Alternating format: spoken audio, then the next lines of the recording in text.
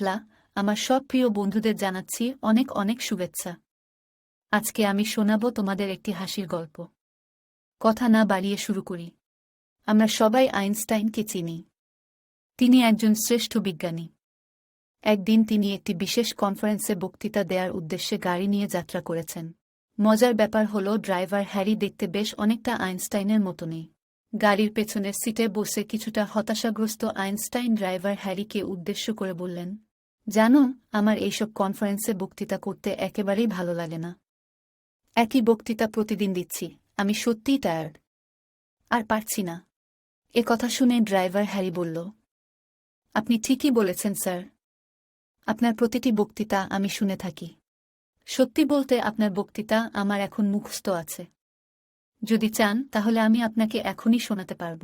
এ কথা শোনার সাথে সাথেই আইনস্টাইন বলে উঠলেন, আমার মাথায় একটা বুদ্ধি এসেছে।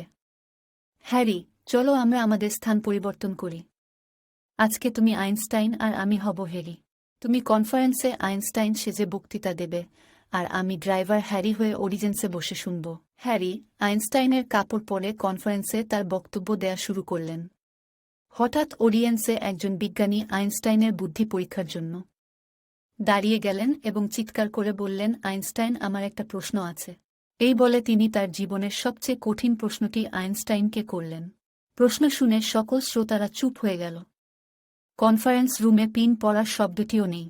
আইনস্টাইন বেশে হ্যারি কয়েক সেকেন্ড ভেবে ওই ভদ্রলোকের চোখে চোখ রেখে খুব কনফিডেন্সের সাথে বললেন, এই প্রশ্নটা এতই সহজ যে ওই যে কর্নারে বসে আছে আমার ড্রাইভার, সেই তোমার এই প্রশ্নের উত্তর দিবে।